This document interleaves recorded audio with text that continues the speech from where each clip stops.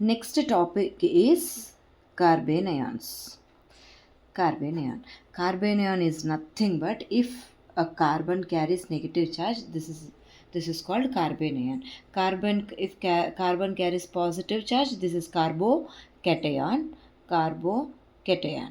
If carbon carries negative charge, that is carbanion. Okay. So carbanion, structure of carbanion is pyramidal because నార్మల్గా కార్బన్కి 4 bonds ఉంటే దీని structure ఏంటి 4 bonds ఉంటే the hybridization is sp3 and the structure is tetrahedral.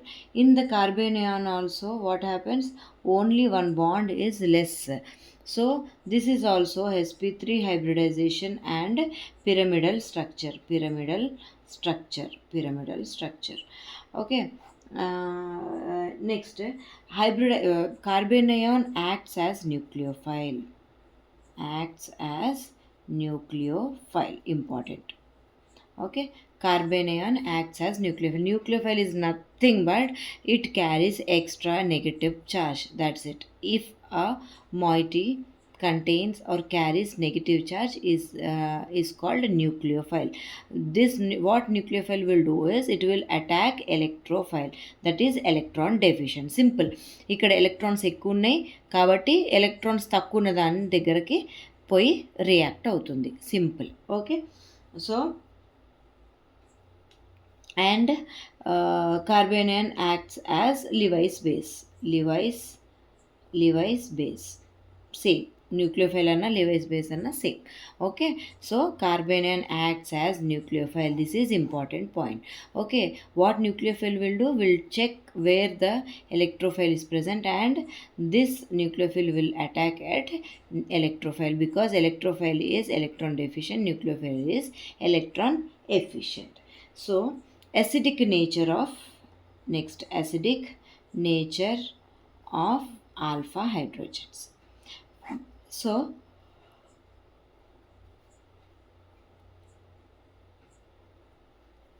Alpha hydrogens అంటే ఏంటో తెలియాలి first. ఓకేనా. Alpha hydrogens అంటే ఫర్ ఎగ్జాంపుల్ ఏదైనా ఒక ఫంక్షనల్ గ్రూప్ ఉంది, ఎలక్ట్రాన్ విత్ డ్రాయింగ్ గ్రూపే అనుకుందాం. This one is ketones and electron withdrawing group, this is the functional group. So ఈ ఫంక్షనల్ గ్రూప్కి అటాచ్ అయిన కార్బన్ని మనం ఆల్ఫా కార్బన్స్ అంటాం. ఓకే. ఈ ఫంక్షనల్ గ్రూప్కి ఎలక్ట్రాన్ విత్డ్రాయింగ్ గ్రూప్కి అటాచ్ అయిన కార్బన్ని ఆల్ఫా కార్బన్ అంటాము. ఈ ఆల్ఫా కార్బన్కి అటాచ్ అయిన హైడ్రోజన్స్ని మనము ఆల్ఫా హైడ్రోజన్స్ అంటాం. సో ఇక్కడ ఏమంటున్నారు, acidic nature of alpha hydrogens అంటే these hydrogens are acidic in nature. అంటే ఈ హైడ్రోజన్స్ H+ లాగా వెళ్ళిపోతాయి. ఓకే. ఈ మాలిక్యూల్ H+ని ఇస్తేనే కదా ఇది యాసిడ్, అంటే ఇవి H+ లాగా వెళ్ళిపోతేనే వీటికి యాసిడిక్ నేచర్ ఉన్నట్టు. Okay. So these hydrogen can be removed as H+. So దాన్ని మనం ఏమంటున్నాం, acidic nature of alpha hydrogens. Okay. Acidic nature of alpha hydrogens. So మనకి ఏమేమి ఎలక్ట్రాన్ విత్ డ్రాయింగ్ గ్రూప్స్ గురించి చదువుతాం ఇందులో in this chapter means 1 NO2. Okay. Second one is CN cyanide and third one is carbonyl group.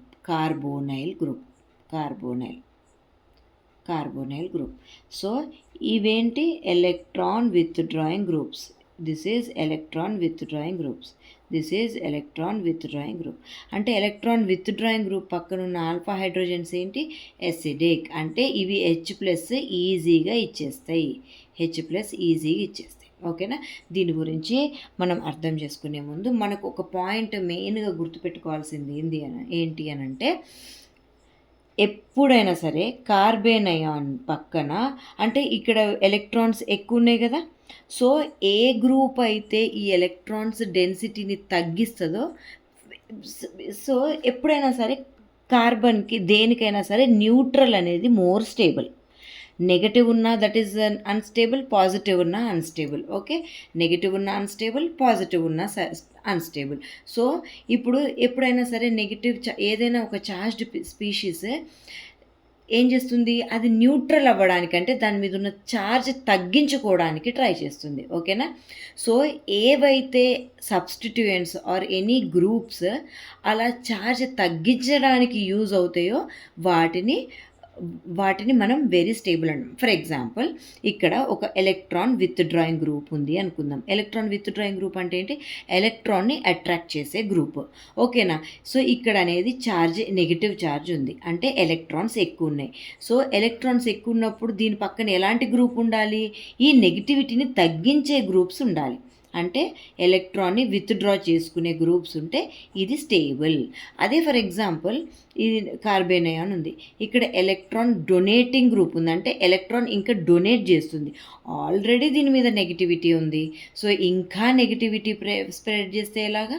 So అట్లనే electrons ఇంకా donate చేసినాయి అనుకోండి, ఇది ఇంకా అన్స్టేబుల్ అయిపోతుంది. ఓకేనా, ఇంకా అన్స్టేబుల్ అయిపోతుంది. సో ఎప్పుడైనా సరే కార్బన్ అయాన్ పక్కన ఏముండాలి, ఎలక్ట్రాన్ విత్ డ్రాయింగ్ గ్రూప్ ఉండాలి. In the same way carbocation పక్కన ఏముండాలి, ఎలక్ట్రాన్ విత్ డ్రాయింగ్ గ్రూప్ ఉంది, ఇంకోటి ఎలక్ట్రాన్ డొనేటింగ్ గ్రూప్ ఉంది అనుకుందాము. ఓకే, ఎలక్ట్రాన్ విత్ ఇక్కడ ఏంటి, పాజిటివ్ ఛార్జ్ అంటే ఎలక్ట్రాన్ డెఫిషియెంట్ అన్నట్టు, అంటే దీని దగ్గరే ఎలక్ట్రాన్స్ లేవు. ఓకే, ఇప్పుడు ఎలక్ట్రాన్ విత్డ్రాయింగ్ గ్రూప్ ఏం చేస్తుంది, ఇంకా దీని దగ్గరే లేవు, ఇంకా దీని నుండి ఎలక్ట్రాన్ విత్డ్రా చేసుకుంటే ఇది అన్స్టేబుల్ అయిపోతుంది అప్పుడు. ఓకే, ఇది అన్స్టేబుల్ అయిపోతుంది. ఇప్పుడు దీనికి ఏం కావాలి, కార్బోకేటయాన్కి ఎలక్ట్రాన్ డోనార్ గ్రూప్స్ కావాలి. అంటే ఈ పాజిటివ్ని, అంటే ఈ పాజిటివ్ ఛార్జ్ని తగ్గించాలంటే ఏం చేయాలి, ఎలక్ట్రాన్స్ని అంటే నెగిటివ్ ఛార్జ్ ఇస్తూ ఉండాలి. ఇస్తూ ఉంటే అప్పుడు దీని మీద పాజిటివ్ ఛార్జ్ తగ్గిపోతుంది, అప్పుడు ఇది స్టేబుల్. ఓకే, అంటే ఇప్పుడు మనకి ఇందులో నుండి కంక్లూజన్ ఏమొచ్చింది ఫ్రమ్ దిస్ చాప్టర్, అంటే ఈ చాప్టర్కి సంబంధించి కంక్లూజన్ ఏమొచ్చింది అంటే కార్బన్ అయాన్ పక్కన electron withdrawing group should present. Okay, if carbanion is attached with electron withdrawing group that is very stable, that increases stability. Okay, ఇంకొకటి ఎలక్ట్రాన్ విత్డ్రాయింగ్ గ్రూప్, ఇంకొకటి carbanion stable ఉండాలి అని అంటే more resonance structures ఉండాలి, more resonance structures ఉండాలి. Okay, అప్పుడు కూడా ఏమవుతుంది, కార్బన్ అయాన్ స్టేబుల్ అవుతుంది. And negative charge should be carried by more electronegative atom. ఓకేనా, ఈ 3 పాయింట్స్ ఉంటే అప్పుడు ఆ కార్బన్ అయాన్ అనేది more stable. Okay, carbanion అనేది మోర్ స్టేబుల్. ఏమేమి ఉండాలి, ఎలక్ట్రాన్ విత్డ్రాయింగ్ గ్రూప్ ఉండాలి, అండ్ మోర్ రెజొనెన్స్ స్ట్రక్చర్స్ ఉండాలి. మనం నెక్స్ట్ టాపిక్లో ఇంకా ఇవి క్లియర్గా అర్థమైతే ఇవి జస్ట్ ఇప్పుడు గుర్తుపెట్టుకోండి. సో ఎలక్ట్రాన్ విత్డ్రాయింగ్ గ్రూప్ ఉండాలి, మోర్ రెజొనెన్స్ స్ట్రక్చర్స్ ఉండాలి, నెగిటివ్ ఛార్జ్ అనేది ఎలక్ట్రోనెగటివ్ మీదనే ఉండాలి. అంటే ఫర్ ఎగ్జాంపుల్ ఆక్సిజన్ ఉంది, సో దీని మీద కన్నా ఇది మోర్ ఎలక్ట్రోనెగటివ్ కదా, సో నెగిటివ్ ఛార్జ్ దీని మీద ఉంటే ఇది మోర్ స్టేబుల్. అదే ఒకవేళ ఇలా ఉందనుకోండి, this is unstable. More electronegative atom మీద నెగిటివ్ ఛార్జ్ ఉండాలి, సో అప్పుడే ఇది స్టేబుల్. ఈ 3 పాయింట్స్ మనం గుర్తుపెట్టుకోవాలి. కార్బన్ అయాన్ స్టెబిలిటీకి ఏం ఉండాలి, this carbanion should be attached with electron withdrawing group, and this negative charge should be in resonance structures, అంటే ఆ మాలిక్యూల్కి మోర్ రెజొనెన్స్ స్ట్రక్చర్స్ ఉండాలి, అండ్ నెగిటివ్ ఛార్జ్ అనేది should be carried by more electronegative atom. Okay, so ఈ 3 points మనం గుర్తుంచుకోవాలి. Okay, so ఈ 3 points గుర్తుంచుకొని మనం acidic nature of alpha hydrogens చెప్తాం ఇప్పుడు. ఓకే, ఇన్ దిస్ టాపిక్ మనము 3 కాంపౌండ్స్ గురించి చదువుతున్నాం కదా, NO2 group, cyanide group, carbonyl group. ఇప్పుడు ఫర్ ఎగ్జాంపుల్ CH3 ఉంది, NO2 ఉంది. దీన్ని CH3ని నేను CH2H అని రాసుకోవచ్చు కదా. ఓకే, సో ఇప్పుడు ఏమవుతుంది, ఇది ఈ ప్రోటాన్ ఇచ్చేస్తుంది. ఓకేనా, అంటే యాసిడిక్ ప్రోటాన్ని H+ని ఇచ్చేస్తుంది. అప్పుడు మనకి ఏం ఫామ్ అవుతుంది? CH2 minus NO2. ఓకేనా? ఇలా అవుతేనే దిస్ ఈజ్ కాల్డ్ యాసిడ్. అంటే ప్రోటాన్ వెళ్ళిపోతేనే దిస్ ఈజ్ కాల్డ్ యాసిడ్. మరి ప్రోటాన్ వెళ్ళిపోతుందా వెళ్ళిపోదా? ఓకే, వెళ్ళిపోదా మనం చెక్ చేసుకోవాలి. ఓకే, ఇప్పుడు ఎప్పుడైనా సరే రియాక్షన్ స్టెబిలిటీ వైపే వెళ్తుంది. అంటే ఇప్పుడు ఫర్ ఎగ్జాంపుల్ ఈ నైట్రోమీథేన్ ఉంది. సో నైట్రోమీథేన్ ఈ ప్రోటాన్ ఎప్పుడు డొనేట్ చేస్తుంది? ప్రోటాన్ని డొనేట్ చేసినాక ఒకవేళ ఇది స్టేబుల్ అయితేనే రియాక్షన్ ఇటువైపు మూవ్ అవుతుంది. అదే ఇది అన్స్టేబుల్ ప్రోడక్ట్ అనుకోండి, ఇది అన్స్టేబుల్ వైపు ఏదైనా ఎందుకు వెళ్తుంది? వెళ్ళదు. ఓకేనా? సో ఇది స్టేబుల్ కాంపౌండ్ అయితే ఇది మోర్ అసిడిక్. ఓకే, సో ఇప్పుడు దీని స్టెబిలిటీ మనం చెక్ చేయాలి.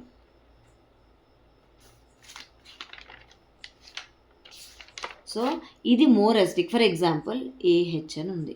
ఓకే, AH అనేది మనకి A- ఇస్తుంది ప్లస్ H+ ఇస్తుంది. This is an acid. Okay, ఇది యాసిడ్. ఎందుకు యాసిడ్? ఇక్కడ H+ ఇస్తుంది కదా, so this is acid. Okay, మరి H+ ఇస్తుందా ఇవ్వదా అనేది మనం దీని స్టెబిలిటీ మీద డిపెండ్ అయి ఉంటుంది. ఓకే, అంటే ఇప్పుడు AH నుండి A- మారుతుంది. ఇప్పుడు AH నుండి A- మారాలంటే దీనికన్నా ఇది మోర్ స్టేబుల్ ఉండాలి కదా.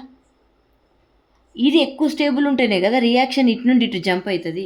ఇప్పుడు ఇటు స్టెబిలిటీ రాకపోతే ఇటు ఎందుకు జంప్ అవుతుంది? రియాక్షన్ జంప్ కాదు. సో దీని స్టెబిలిటీని మనం చెక్ చేసుకోవాలి. ఓకే, సో ఈ స్టెబిలిటీ ఎలా తెలుస్తుంది మనకి? Same carbanion stability. ఈ ఏం పక్కన ఎలక్ట్రాన్ విత్డ్రాయింగ్ గ్రూప్ ఉందా లేదా, ఇది మోర్ రెజోనేటింగ్ స్ట్రక్చర్స్ ఉన్నాయా, అండ్ ఇది ఎలక్ట్రోనెగటివ్ మీదనే నెగిటివ్ ఉందా, ఈ 3 పాయింట్స్ చెక్ చేసుకుంటే మనకేం తెలుస్తుంది? దీని స్టెబిలిటీ తెలుస్తుంది. ఇప్పుడు దీని స్టెబిలిటీ తెలిస్తే దీని అసిడిటీ తెలుస్తుంది. ఇది మోర్ స్టేబుల్ అయితే ఇది మోర్ అసిడిక్. ఓకే, సో ఇది మోర్ స్టేబుల్ అయితే ఇది మోర్ అసిడిక్. ఇది మోర్ స్టేబులా కాదా ఎలా తెలుస్తుంది? ఈ 3 పాయింట్స్ చెక్ చేసుకోవాలి. ఓకే, ఇప్పుడు వన్ బై వన్ మనం చూద్దాము. ఫస్ట్ ఏంటి? Aldehyde. Okay, CH3 C double bond H. ఇప్పుడు మనం ఇక్కడ ఏమని చెప్తున్నాము? This is electron withdrawing group. అయితే ఇది ఈ ప్రోటాన్ ఏంటి? ఎసిడిక్ ప్రోటాన్ అని చెప్తున్నాము. ఓకేనా? అవునా కాదా చెక్ చేయాలి. ఇప్పుడు మనం ఇది ఎసిడిక్ ప్రోటానా కాదా చెక్ చేయాలి. అంటే ఇప్పుడు ఎసిడిక్ ప్రోటాన్ అయితే H+ ఇచ్చేస్తుంది కదా. H+ ఇస్తే ఏమవుతుంది? CH2 minus C double bond H. Okay, C double bond H. ఇప్పుడు ఈ నెగిటివ్ ఛార్జ్ మనకి ఈ యానయాన్ ఫామ్ అయింది. ఓకేనా? ఈ యానయాన్ ఫామ్ అయింది. ఇప్పుడు ఈ యానయాన్ స్టేబులా కాదా, ఈ మాలిక్యూల్ స్టేబులా కాదా చెక్ చేయాలి. ఇప్పుడు స్టేబులా కాదా ఎలా చెక్ చేస్తాం? ఈ నెగిటివ్ ఎలక్ట్రాన్స్ ఏమవుతున్నాయి? ఇలా జంప్ అయ్యే ఛాన్స్ ఉంది కదా. So resonating CH2 C double bond O-H అంటే మనకి ఏమవుతున్నాయి? రెజోనేటింగ్ స్ట్రక్చర్స్ ఫామ్ అవుతున్నాయి. అంటే ఇక్కడ రెజోనేటింగ్ స్ట్రక్చర్స్ వస్తున్నాయి. ఇంకొక పాయింట్ ఏంటి? Negative charge should be carried by more electronegative. Negative charge ఇప్పుడు more electronegative atom, oxygen is more ఎలక్ట్రోనెగటివ్నా, సో అది కూడా సాటిస్ఫై అయింది. ఓకేనా? More electronegative satisfied. ఇంకొకటి ఏంటి? ఈ కార్బేనయాన్ పక్కన ఈ కార్బేనయాన్ కదా ఇది. కార్బేనయాన్ మీద అంటే నెగిటివ్ ఛార్జ్ ఉంది కదా. నెగిటివ్ ఛార్జ్ అంటే ఏవైతే గ్రూప్స్ ఈ నెగిటివ్ ఛార్జ్ని రిలీవ్ చేస్తే ఒకవేళ ఈ గ్రూప్ ఈ నెగిటివ్ ఛార్జ్ని రిలీవ్ చేస్తే ఈ మాలిక్యూల్ అనేది స్టేబుల్. ఓకే, సో ఇక్కడ మనకి ఎలక్ట్రాన్ విత్డ్రాయింగ్ గ్రూప్ కూడా ఉంది. అంటే 3 పాయింట్స్ సాటిస్ఫై అయినాయి. అంటే దిస్ ఈజ్ స్టేబుల్. ఇది స్టేబుల్ అయితే ఇది మోర్ అసిడిక్, రైట్? ఇది మోర్ అసిడిక్. ఓకే, ఇప్పుడు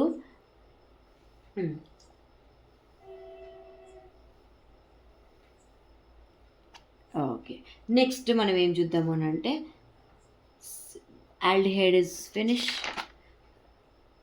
కార్బోనైల్ ఇస్ ఫినిష్. నా ఇప్పుడు NO2 చూద్దాము. Okay, carbon, hydrogen, NO minus positive charge. ఇప్పుడు ఏమంటున్నా నేను, ఇదొక ఎలక్ట్రాన్ విత్ ఈ ప్రోటాన్ అనేది ఎసిడికా కాదా చెక్ చేద్దాం.